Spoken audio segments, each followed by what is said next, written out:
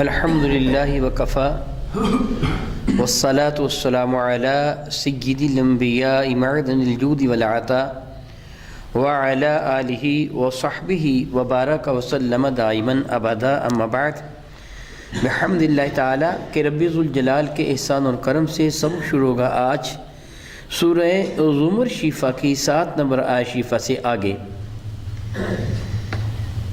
اعوذ باللہ من الشیطان الرجیم بسم اللہ الرحمن الرحیم وَإِذَا مَسَّ الْإِنسَانَ ضُرٌّ دَعَا رَبَّهُ مُنِيبًا إِلَيْهِ ثُمَّ إِذَا خَوَّلَهُ نِعْمَةً مِّنْهُ نَسِيَ مَا كَانَ يَدْعُو إِلَيْهِ مِنْ قَبْلُ وَجَعَلَ لِلَّهِ أَنْدَادًا لِيُضِلَّ عَنْ سَبِيلِهِ قُلْ تَمَتَّعْ بِكُفْرِكَ قَلِيلًا إِنَّكَ مِنْ أَصْحَابِ النَّارِ معاذ اللہ تعالیٰ ثم معاذ اللہ تعالیٰ۔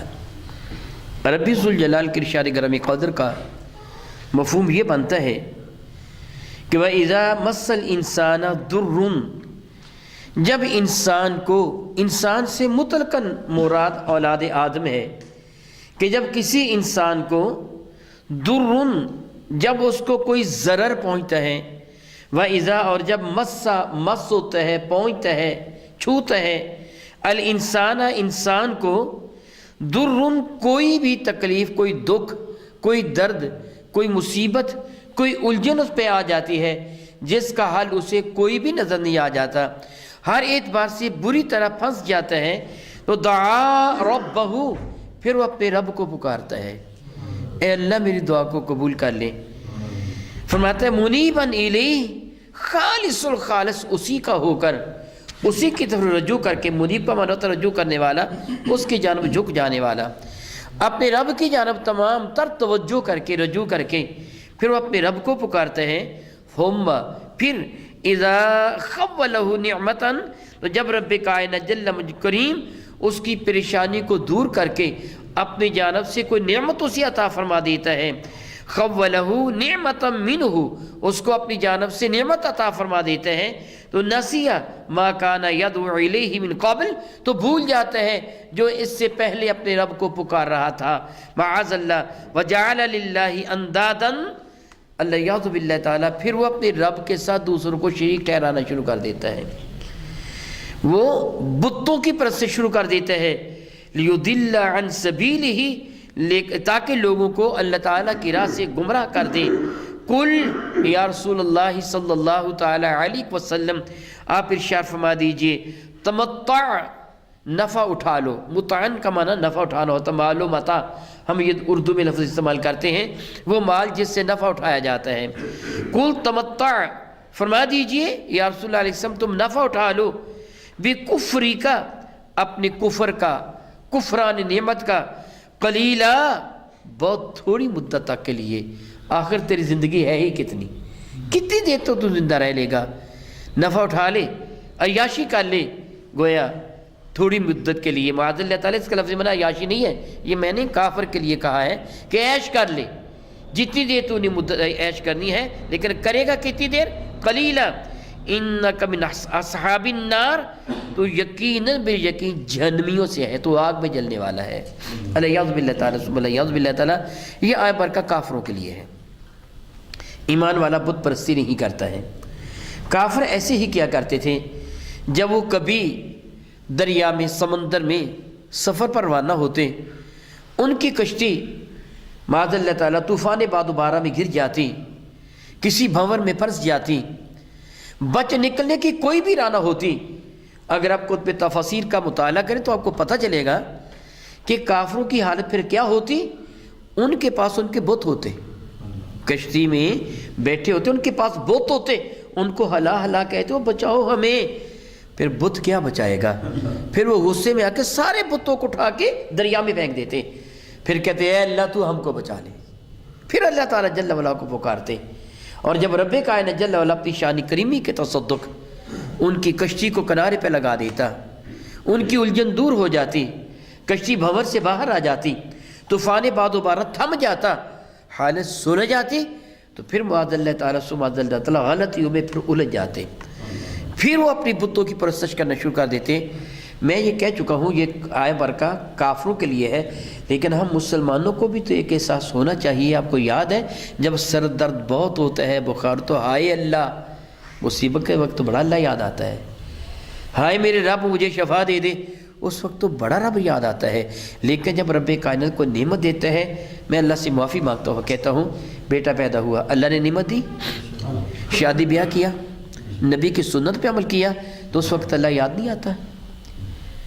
پھر ہجڑے نچوائے جا رہے ہوتے ہیں، معاذ اللہ تعالیٰ سبحانہ ڈانس کیے جا رہے ہوتے ہیں، اللہ اور اس کے رسول کی سخت نافرمانی کی جا رہی ہوتی ہے، اور جب بندہ شدید بیمار ہو جاتا ہے، موت کا وقت قریب ہوتا ہے، پھر کہتے بلا لو جی مولوی صاحب کو آ کے دم کر جائے۔ رب تب ہی یاد آتا ہے جب مصیبت آتی ہے۔ مزے کی بات یہ ہوتی ہے کہ خوشی کے وقت بھی تجھے تیرا رب یاد رہے، تیرا اللہ یاد رہے۔ جب تجھے اللہ تعالیٰ کو خوشی عطا فرمائے، حق تیرا کیا ہے، تو اپنے رب کی زیادہ عبادت کر، اپنے رب کی حضور زیادہ اپنا سر جھکا، اس کی نعمتوں پر اس کا شکر ادا کر۔ اللہ تعالیٰ تجھے بیٹا بیٹی عطا فرمایا، اللہ تعالیٰ جل وعلا کو نماز نوافل ادا کر، اللہ کی راہ میں غریبوں کو کچھ دے۔ یہ تو نہیں کہ ہجڑے نچوانی شروع کر دے کہ بیٹا ملا ہے، یہ تو نہیں آتش بازی شروع کر دے کہ بیٹا ملا ہے، یہ تو نہیں کہ گناہ کے کام شروع کر دے کہ بیٹا ملا ہے۔ اور شادی بیاہ کے موقع پر ہم کیا کرتے ہیں؟ معاذ اللہ تعالیٰ وہ کافروں والی رسمیں ہم نے ادا کرنے شروع کر دی۔ سنت و نبی کی سنت پہ عمل کرنا چاہتے ہو، لیکن سنتیں کن کی اپنا رہے ہو؟ کافروں کی۔ یہ مہندی کی رسم ہے، یہ فلاں چیز کی رسم ہے، یہ فلاں چیز کی رسم ہے، کہاں چلی جاتی ہے ہماری غیرت؟ اللہ رب العزت جل وعلا شاہ فرماتا ہے جب میں اپنی نعمت عطا فرماتا تو بھول جاتا ہے جو کچھ پہلے وہ دعا مانگا کرتا تھا، مصیبت کے وقت مجھ کو پکارا کرتا تھا۔ یہ کافروں کے لیے ہے کہ وہ اپنے بتوں کی پرست شروع کر دیتے ہیں تاکہ لوگوں کو اللہ تعالیٰ کی راہ سے بہکا دیں۔ ان کو فرما دو کل تمتع بکفری کا قلیلا، نفع اٹھا لو، عیش کر لو اپنے کفر پر، مگر کرو گے تھوڑی دیر۔ حضرت سیدنا عمر بن عبدالعزیز رضی اللہ تعالیٰ عنہ، اس زمانے کی بات ہے کہ جب آپ کا دور شہزادگی تھا، آپ کے کندھوں پر ابھی خلافت کا بوجھ رکھا نہیں گیا تھا، اس زمانے کی بات ہے، اطلس حریر دیبا کے ریشمی کپڑے پہنا کرتے تھے، اور یہ حرام ہے، جائز نہیں ہے۔ اپنے گلے میں سونے، چاندی، ہیرے، جواہرات کے ہار اپنے گلے میں ڈالا کرتے تھے، سونے کے کنگن بھی پہن لیا کرتے تھے، بلکہ داڑھی میں بھی سونے کے موتی پرو لیا کرتے تھے۔ ایک مرتبہ کا ذکر ہے، جا رہے تھے، راستے میں ایک یہودی ملا جو بڑا مفلوق الحال تھا، شاید اس کو ایک وقت کی روٹی بھی میسر نہ تھی، پھٹا پرانا لباس ہے، بڑا ہی تباہ حال ہے۔ وہ کہنے لگا عمر میں تو سے ایک مسئلہ پوچھتا ہوں، مجھے بتائے گا؟ فرمایا کہ پوچھ، کیا مسئلہ پوچھنا چاہتا ہے؟ وہ کہنے لگا میں نے سنا کہ تیرے نبی کا یہ حکم ہے کہ دنیا ایمان والے کے لیے قید خانہ ہے اور کافر کے لیے جنت ہے، تو بتا میرے لیے یہ کون سی جنت ہے اور تیرے لیے کون سا قید خانہ؟ تو عیش کی زندگی بسر کر رہا ہے، شہزادہ ہے، اور میری حالت یہ ہے کہ ایک وقت کی روٹی میسر نہیں ہے، میرا سارا جسم درد سے چور ہو رہا ہے، تجھے کون سی یہ قید محک ہے اور مجھے میرے لیے کون سی جنت؟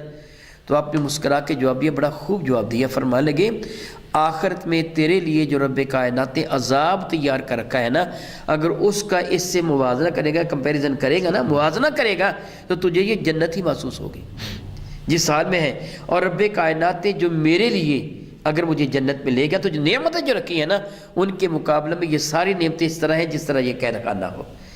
ایمان والے کو اللہ تعالیٰ بہت کچھ عطا فرمائے گا۔ یہاں یہ میں بتا دوں، جب منصب خلافت آپ کو سونپا گیا تو اب حالت آپ کی کیا ہو گئی تھی؟ سارے گھر کا زیور، سارے کے سارے ہیرے جواہرات، سارے گھر کا مال و دولت، اطرس و حریر و دیبا کے لباس، وہ سارے صحن میں ایک جگہ ڈھیر کر دیے، سب کچھ اکٹھا کر کے ڈھیر کر دیا۔ اپنی بیوی کو جو ایک خلیفہ کی بہن تھی، ایک کی بیٹی تھی، اسے بلایا، بلا کے فرمانے لگے اللہ کی بندی، ایک طرف یہ سب کچھ پڑا ہوا ہے اور ایک طرف یہ عمر بن عبدالعزیز ہے، جس کو چاہے تو منتخب کر لے، جی چاہے تو وہ لے لے، سارے کا سارا مال و دولت تیرا ہے، جی چاہے تو مجھے لے لے، اگر مجھے لینا ہے تو یہ ساری کی ساری دولت بیت المال میں جمع کروانی ہوگی۔ اللہ کے اس نیک بندی نے یہ کہا کہ اگر زندگی تمہارے ساتھ عیش کے ساتھ گزاری ہے تو اب بھی تمہاری ہی خدمت میں رہنا چاہتی ہوں۔ اس کو پائے ہکار کی ٹھوکر مارتی چنانچہ وہ سارے کا سارا مال و دولت بیت المال میں جمع کروا دیا گیا، اور بحالت کیا ہو گئی تھی؟ گھر کا ملازم یہ کہا کرتا تھا کہ اس گھر میں دال کے سوا کچھ اور نہیں پک سکتا۔ ایک دن کا ذکر ہے حضرت عمر بن عبدالعزیز نے اپنے گھر والوں کے لیے روزینہ مقرر فرما رکھا تھا۔ فی زمانہ ماض میں سمجھانے کے لیے یہ بات کر رہا ہوں، بطور مثال سمجھیے، اس زمانہ میں درہم اور دینار تھے۔ بطور مثال 10 درہم روزانہ کا خرچہ انہوں نے اپنے گھر والوں کے لیے مقرر کر رکھا تھا۔ ایک دن کا ذکر ہے، میاں بیوی بیٹھے ہیں، وہاں بیٹھے بیٹھے کہنے لگے عرصہ ہو گیا ہے کبھی گوشت چکھ کے نہیں دیکھا، جی چاہتا ہے کبھی کبھی گوشت کھانے کو۔ بیوی وفا شعار تھی، فرما بردار تھی، خاوند سے سچی محبت کرنے والی تھی۔ روزانہ میں بطور مثال بتا رہا ہوں 9 درہم خرچ کرنے شروع کر دیے، 1 درہم روزانہ بچانے لگی۔ چند دن کے بعد اتنے درہم اکٹھے ہو گئے کہ گوشت اب آ سکتا تھا۔ پھر اس دن انہوں نے گوشت منگوا لیا، گوشت گھر میں پک گیا۔ حضرت عمر بن عبدالعزیز کھانے پہ بیٹھے تو گوشت سامنے موجود تھا، فرمانے لگے یہ کہاں سے آیا؟ کسی نے ہدیہ کیا، تحفہ دیا، یہ کہاں سے آیا؟ تو وفا شعار بیوی نے مسکرا کے عرض کیا کہ حضور کئی دن پہلے آپ نے گوشت کی خواہش کا انتظار کیا، خواہش کا اظہار کیا تھا کہ گھر میں گوشت ہوتا، اتنے دن ہو گیا گوشت کو کھائے، میں نے ایسے کر کے کیا، روزانہ میں کچھ نہ کچھ پس انداز کرتی رہی، جو آپ مجھے خرچہ دیتے تھے نا، جس کو پنجابی میں کہتے ہیں کہ ہاتھ کو دبا کر گھٹ کے استعمال کرنا، میں خرچہ بچاتی رہی، آج اتنی رقم جمع ہو گئی تھی، گویا یوں سمجھیے 1 درہم روزانہ بچاتی رہی، آج اتنے درہم جمع ہو گئے تھے کہ میں گوشت منگوا سکتی تھی، آپ کی خواہش کی خاطر میں نے گوشت منگوا لیا۔ مگر وہی اچھا، اس کا معنی یہ ہوا کہ میرے گھر کا خرچہ 9 درہم سے چل سکتا ہے، میں 10 درہم دیتا رہا ہوں، 1 درہم زیادہ دیتا تھا، یہ گوشت غریبوں میں تقسیم کر دو، آج کے بعد گھر کا خرچہ 9 درہم ہوگا۔ اللہ اکبر، اللہ اکبر۔ یہ میں نے واقعہ صرف اس لیے سنایا کہ پہلے میں بتا چکا ہوں عمر بن عبدالعزیز کی پہلی حالت کیا تھی کہ کسی شخص کے ذہن میں ان کے بارے میں کوئی ایسا خیال نہ پیدا ہو جائے۔ مورخین ان کو خلفائے راشدین میں شامل کرتے ہیں، 4 خلفائے راشدین سیدنا صدیق اکبر، فاروق اعظم، عثمان غنی اور علی المرتضیٰ، ان کی غلامی میں ان کو بھی شامل کرتے ہیں کہ ان کا دور بھی اسی طرح تھا جس طرح خلافت راشدہ کا دور۔ بہر رب کریم فرماتا ہے اس کو بتا دو کافروں کو کہ انک من اصحاب النار، دنیا کی ساری عیش کافور ہو جائے گی کہ تو جہنم میں جلنے والا ہے، معاذ اللہ تعالی۔ امن هو قانت اناء الليل ساجدا وقائما يحذر الآخرة ويرجو رحمة ربه قل هل يستوي الذين يعلمون والذين لا يعلمون انما يتذكر اولو الالباب۔ امن هو قانت، تو کیا وہ شخص قانتن، بہت ہی وفا شعار، بہت ہی فرما بردار، بہت ہی تابع فرمان، اناء اللیل، کہ جس کی رات کی گھڑیاں، رات کے لمحات کس طرح گزرتے ہیں، ساجدن او قائمن، ساجدن و قائمن، کبھی وہ حالت سجدہ میں ہوتا ہے، کبھی حالت قیام میں ہوتا ہے، شب بیداریوں میں اس کی رات بسر ہو جاتی ہے، سحر خیزی اس کا مقدر ہوا کرتا ہے، وہ اپنے رب کی عبادت کرتا ہے، اللہ اکبر اللہ اکبر اللہ اکبر۔ آپ قبل عزیز یہ سن چکے ہیں کہ میرے اور آپ کے کریم آقا رسول رحمت صلی اللہ علیہ وسلم کے ارشاد گرامی قدر کا مفہوم یہ بنتا ہے، اگر تو روزانہ رات جاگ نہیں سکتا، تیرے لیے یہ مشکل ہے، تو میرے کریم فرماتے نماز عشاء با جماعت ادا کر لے اور اللہ کا ذکر کرتے کرتے سو جا، صبح نماز فجر اٹھ کے با جماعت ادا کر لے، رب کائنات تیرے سونے کو بھی عبادت میں تحریر فرما لے گا، تیرا سونا بھی عبادت بن جائے گا۔ تھوڑی دیر اللہ اور اس کے رسول کے ان پاکیزہ احکامات کا درس لے لے۔ میرے کریم فرماتے ہیں کہ ایک باب علم کا حاصل کر لینا 1000 رکعت نماز نفل ادا کرنے سے افضل ہے۔ سیدنا ابن عباس رضی اللہ تعالیٰ فرماتے تدارس العلم ساعۃ من اللیل خیر من احیائها، تھوڑی دیر رات کے وقت علم دین حاصل کر لینا، تدارس العلم، علم دین کا درس لے لینا، ساعۃ من اللیل، رات کی ایک گھڑی، خیر من احیائها، پوری رات کی عبادت سے افضل بن جایا کرتی ہے۔ گویا وہ بندے کیسے ہیں، اپنے آپ کو گناہ سے بچاتے ہیں۔ وہ راتیں ان کی یوں بیتی ہیں، سحر خیزی کرتے، فجر کے سے کہیں پہلے تہجد کے وقت وہ اٹھ بیٹھتے ہیں۔ ان کی حالت کیا ہوتی ہے؟ ساجدن و قائمن، ساجدن و قائما، کبھی حالت سجدہ میں ہیں، کبھی حالت قیام میں ہیں۔ یحذر الآخرۃ، یہ سب کیوں ہے؟ وہ اپنی آخرت کی گھڑی سے ڈرتے ہیں، میں نے اپنے رب کے حضور حاضر ہونا ہے۔ اللہ اکبر، اللہ اکبر، اللہ اکبر۔ سیدنا فاروق اعظم رضی اللہ تعالیٰ فرمایا کرتے تھے، اگر دریائے دجلے کے کنارے کو کتا بھوکا مر گیا، ڈر ہے کہ قیامت کے دن عمر سے پوچھا جائے گا، عمر وہ کتا بھوکا کیوں مر گیا؟ ساری رات جا کر مدینہ طیبہ کے گلی کوچوں بازار میں وہ پہرا دیا کرتے تھے، یہ جاننے کے لیے کہ کوئی تکلیف زیادہ تو نہیں ہے، کوئی پریشان حال تو نہیں ہے۔ جو اپنے رب سے ڈرتا ہے اس کی کیفیت ہی جداگانہ ہوا کرتی ہے۔ ربی ذوالجلال فرماتے ہیں یحذر الآخرۃ، وہ قیامت سے ڈرتے ہیں کہ وہ لمحے آنے والے ہیں کہ جب میرا حساب ہو سکتا ہے لے لے، لیکن وَيَرْجُو رَحْمَةَ رَبِّهِ، وہ اپنے رب کی رحمت پر امید بھی رکھتا ہے۔ سبحان اللہ تعالی و بحمدہ، اے اللہ ہمیں بھی ایسا ہی بنا دے۔ میرے اور آپ کے آقا رب کائنات کے محبوب حضور رسول مرشد رحمت عالم صلی اللہ تعالی وسلم ایک صحابی کی عیادت کے لیے تشریف لے گئے، اور یہ قریب الوفات تھے، ابھی عالم نزا تو نہیں تھا، یعنی آخری سانس تو نہیں آ رہی تھی، قریب الوفات تھے۔ میرے اور آپ کے کریم آقا جانتے تھے اب یہ تھوڑی دیر بعد اپنی جان جہاں آفری کے سپرد کر دیں گے۔ بندے کو نہیں پتہ ہوتا، بعض اوقات بے ہوش ہو جاتے ہیں، گویا دنیا والے سمجھتے ہیں مر گیا، حالت سختہ میں چلا جاتا ہے، لیکن پھر اس سے زندگی آ جاتی ہے۔ کسی کو نہیں پتہ کہ کس مرض میں اسے موت آنی ہے یا موت نہیں آنی ہے، اللہ نے پھر شفا عطا فرما دینی ہے، کون جانتا ہے۔ عام طور پر ہمارے ہاں یہ کہہ دیا جاتا ہے یہ قبر کے کنارے ہو کے واپس آیا، یعنی شدید بیمار ہو کے بھی تندرست ہو سکتا ہے۔ میرے نبی جانتے تھے کہ اب اس کی یہ حالت ہے کہ تھوڑی دیر کے بعد یہ اپنی جان آفری کے سپرد کر دے گا، حضرت اسرائیل اس کی روح کو قبض کر لیں گے۔ میرے کریم آقا نے ان سے سوال فرمایا، خوب یاد کر لیجئے، سوال فرمایا تو اپنے آپ کو کیسا پاتا ہے؟ آنکھوں میں آنسو آ گئے صحابی کے، یا رسول اللہ بڑا ہی گناہگار، بڑا ہی خطا کار ہوں، بڑا ہی سیاکار ہوں، دامن میں کچھ نیکیاں ہیں نہیں۔ بات مکمل ہوئی۔ میرے کریم کا دوسرا سوال تھا، بتا تجھے تیرے رب کے بارے میں کیا امید ہے؟ عرض کیا یا رسول اللہ مجھے امید ہے میرے رب مجھ کو معاف فرما دے گا۔ میرے کریم نے مسکرا کے فرمایا تجھ کو جنت کی بشارت، یہ جنتی ہے۔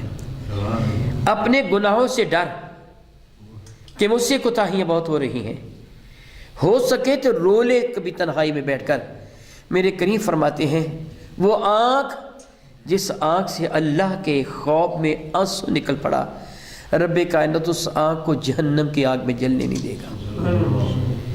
ہو سکے تو کبھی تنہائی میں بیٹھ کر اپنے گناہوں کو یاد کر رو لے، اور پھر اپنے رب سے صمیم قلبی کے ساتھ یہ عرض کر لے مولا میں خطا کار و گناہگار ہوں، سیاکار ہوں، مگر میں تیرا گستاخ نہیں ہوں، تجھ سے بھاگا ہوا نہیں ہوں۔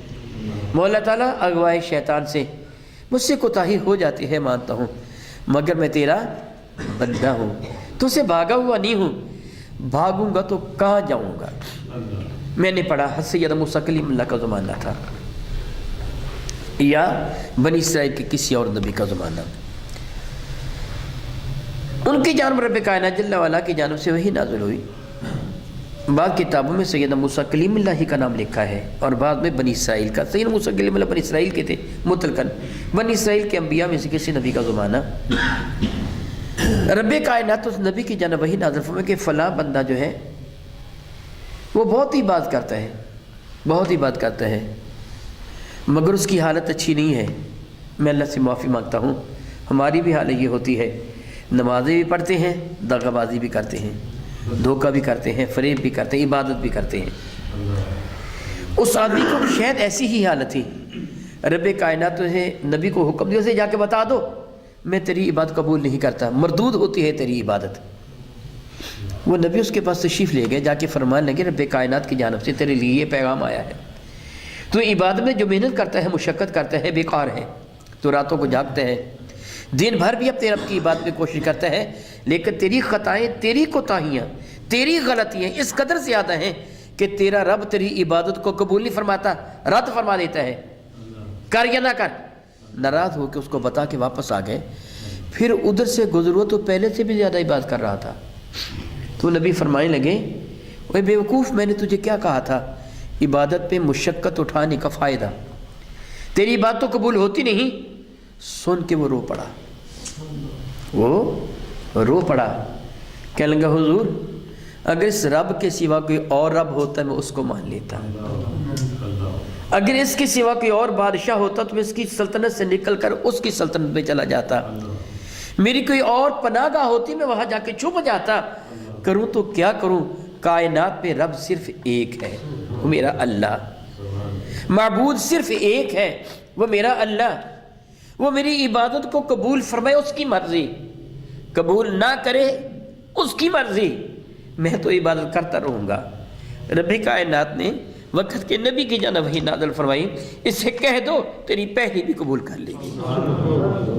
اپنے رب کے حضور عاجزی انکساری کرنے والا فرماتا ہے امن ہوا قانتاً انا اللیل، تو وہ شخص جس کی راتیں اس انداز سے گزرتی ہیں کہ ساجداً و قائماً، کبھی حالت سجدہ میں ہوتا ہے اور کبھی حالت قیام میں ہوتا ہے، یحذر الآخرہ، وہ قیامت سے ڈرتا ہے۔ فرماتے ہیں وَيَرْجُو رَحْمَةَ رَبِّهِ، ڈرتا بھی ہے اور اپنے رب کی رحمت پر امید بھی رکھتا ہے، اس کا خوف اللہ تعالیٰ جل وعلا کی محبت کا خوف ہے، وہ ڈرتے اس لیے ہے کہ میرے رب کہیں مجھ سے ناراض نہ ہو جائے۔ فرماتے ہیں کل، اے محبوب مکرم صلی اللہ علیہ وسلم ان لوگوں سے ارشاد فرما دیجئے، ان سے پوچھئے حل یستوی الذین یعملون، کیا وہ لوگ، حل یستوی الذین یعلمون، کیا وہ لوگ برابر ہو سکتے ہیں جو علم رکھنے والے ہیں، والذین لا یعلمون، اور وہ جو جاہل ہے، کیا دونوں برابر ہو سکتے ہیں؟ اس کا جواب کیا ہوگا؟ نہیں ہو سکتے۔ ایک جگہ علم سے مراد یہ نہیں کہ ایک شخص پی ایچ ڈی ہے اور ایک گھاس کھودنے والا ہے، کیا دونوں برابر ہو سکتے ہیں؟ بلکہ اس علم سے مراد معرفت خداوندی ہے، اللہ کو پہچاننا ہے۔ کیا وہ شخص جو اپنے رب کو پہچانتا ہے، میں آپ سے سوال کرتا ہوں، آپ مجھے بتائیے گا، حضرت سیدنا بلال رضی اللہ تعالیٰ عنہ نہیں پڑھ سکے تھے، دنیا کا علم نہیں پڑھ سکتے، لکھنا نہیں جانتے تھے، پڑھنا نہیں جانتے تھے۔ ولید بن مغیرہ ابو جہل لکھنا بھی جانتا تھا، پڑھنا بھی جانتا تھا، وہ ظاہراً دنیا کا علم رکھنے والا تھا، کیا وہ حضرت بلال کے برابر کوئی ہو سکتا ہے؟ معاذ اللہ، معاذ اللہ، کبھی بھی نہیں۔ کہاں وہ خبیث لوگ، کہاں میرے نبی کا غلام۔ ہم ایک بڑے کافر کو ابو جہل کہتے ہیں، پتہ چلا یہاں جہالت سے مراد کفر ہے اور علم سے مراد معرفت الہیہ ہے، کہ جس کو رب کائنات جل مجدہ کی اپنی معرفت عطا فرما دیتا ہے، وہ اور کافر دونوں برابر ہو سکتے ہیں؟ کبھی بھی نہیں۔ رب کائنات جل وعلا ارشاد گرامی قدر فرماتے ہیں سبحان اللہ تعالی و بحمدہ، سبحان اللہ تعالی و بحمدہ، ارشاد فرماتے ہیں کہ انما یتذکر اولو الالباب، انما یتذکر، اس پہ شک نہیں کہ وہ لوگ جو نصیحت کو قبول کرتے ہیں وہ کون ہوتے ہیں؟ اولو الالباب، لب مغز کو کہتے ہیں، اور لبوب مغزیات، ایک دعائی ہے لبوب کبیر یا لبوب صغیر، کئی وہ مغزیات اکٹھی کر کے دعائی بنائی جاتی ہیں۔ اولو الالباب کا معنی کیا ہوا؟ جس کے دماغ میں بیجا ہے، جس کا دماغ ہے، مراد عقل، جس کے پاس کوئی عقل ہے نا، پنجابی میں اردو میں کیا کہتے ہیں، اس کے دماغ میں توڑی بھری ہوئی ہے کہتے ہیں، یعنی گویا عقل کا اندھا۔ رب فرماتا ہے میری معرفت کون کرتا ہے؟ جس کو عقل سلیم کی دولت عطا فرمائی ہوتی ہے، وہ ہے معرفت الہیہ کو حاصل کرنے والا۔ اور جو معرفت الہیہ کو حاصل نہیں کرتا، وہ دنیا کا کتنا بھی پڑھا لکھا کیوں نہ ہو، جاہل مطلق ہے، وہ گھاس کھودنے والا، وہ شخص جو میرے کریم آقا پر ایمان لانے والا ہے، جو اللہ تعالیٰ جل وعلا کی توحید کا قائل ہے، اللہ تعالیٰ کی توحید، میرے نبی کی رسالت کو ماننے والا ہے، اس پڑھے لکھے جو پی ایچ ڈی سے ہے اس سے ہزارہ درجہ بہتر ہے جو پی ایچ ڈی کافر ہے، اس سے وہ ظاہراً ان پڑھ مسلمان ہزارہ درجہ بہتر ہے کہ وہ جانتا ہے۔ حضور داتا صاحب رحمۃ اللہ تعالیٰ کے یہاں مجھے بات یاد آئی، کشف المحجوب میں حضرت سہل بن عبداللہ تستری کے حوالہ سے بڑی خوبصورت بات فرماتے ہیں۔ وہ یہ فرماتے ہیں جاہل پیروں کے بارے میں، جاہل پیروں کی تردید کرتے ہوئے، اللہ اکبر، کو 1000 سال پرانی بات، جاہل پیروں کی تردید کرتے فرماتے ہیں او تو ان جاہلوں کو اللہ کا ولی کہتا ہے؟ میں تو اس کو مسلمان بھی نہیں جانتا۔ فرماتے ہیں تم یہ کہتے، عام طور پر ہے نا جی کہ کسی جاہل پیر سے مسئلہ پوچھئے کہ حضرت یہ مسئلہ کیا ہے، وہ میں کوئی مولوی ہوں، مسئلہ مولوی سے پوچھ، تو کیا پیر جاہل ہوتے ہیں؟ مرشد کا معنی ہی رشد و ہدایت کی راہ بتانے والا ہوتا ہے۔ حضرت سیدنا علی حجویری المعروف داتا صاحب رحمۃ اللہ تعالیٰ بڑی خوبصورت گفتگو فرماتے ہیں میرے نزدیک تو، صاحب بن عبداللہ تستری فرماتے ہیں میرے نزدیک تو جس کے پاس علم نہیں وہ کافر ہے، ایمان کے لیے علم شرط ہے، جاہل تو کافر ہے۔ پھر وہ خود سوال فرماتے ہیں، فرماتے ہیں مجھے بتا کائنات میں اللہ صرف ایک ہے، لا الہ الا اللہ، کوئی بھی لائق عبادت نہیں سوائے اللہ تعالیٰ کے۔ فرماتے بتا یہ علم ہے کہ جہالت؟